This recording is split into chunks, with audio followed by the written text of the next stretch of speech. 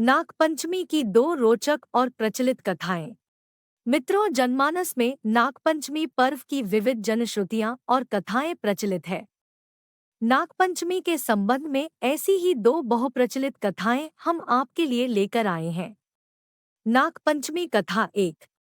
एक राजा के 7 पुत्र थे। उन सबके विवाह हो चुके थे। उनमें से 6 पुत्रों के संतान भी हो चुकी थी। सबसे छोटे पुत्र के अब तक कोई संतान नहीं हुई। जेठानियां बांझ कहकर बहुत ताने देती थी। एक तो संतान न होने का दुख और उस पर सास, ननद, जेठानी आदि के ताने उसको और भी दुखी करने लगे। इससे व्याकुल होकर वह बेचारी रोने लगती। उसका पति समझाता कि संतान होना या न होना तो भाग्य के अधीन है, फिर तू क्यों दुखी होती है। वह कहती, सुनते हो, सब लोग बांझ बांझ कहकर मेरी नाक में दम किए हैं। पति बोला, दुनिया बकती है, बकने दे, मैं तो कुछ नहीं कहता।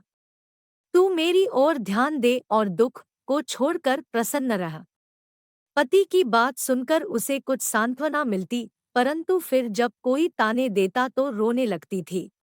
इस प्रकार एक दिन नाग पंचमी आ गई।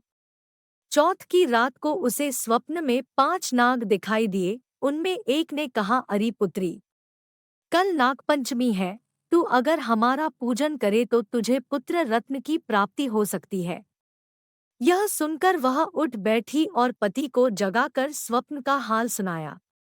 पति ने कहा, यह कौन सी बड़ी बात है।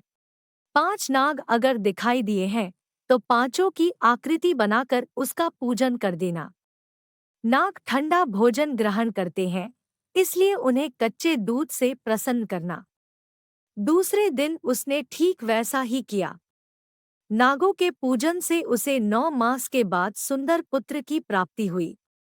नागपंचमी कथा 2। किसी राज्य में एक किसान परिवार रहता था।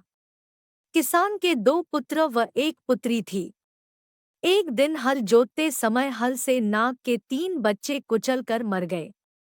नागिन पहले तो विलाप करती रही, फिर उसने अपनी संतान के हत्यारे से बदला लेने का संकल्प किया। रात्रि को अंधकार में नागिन ने किसान, उसकी पत्नी व दोनों लड़कों को डस लिया।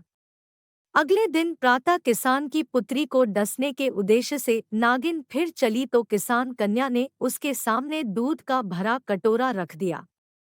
हाथ जोड़ क्षमा मांगने लगी। नागिन ने प्रसन्न होकर उसके माता पिता व दोनों भाइयों को पुनः जीवित कर दिया। उस दिन श्रावण शुक्ल पंचमी थी।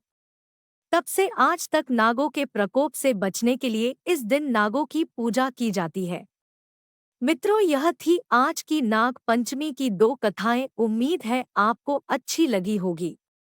दोस्तों, हम इस चैनल पर आपके लिए धार्मिक कथाएं लाते रहते हैं, जिन्हें सुनकर आपको धार्मिक लाभ मिलता रहे। इसलिए इस चैनल को अवश्य सब्सक्राइब करें। धन्यवाद।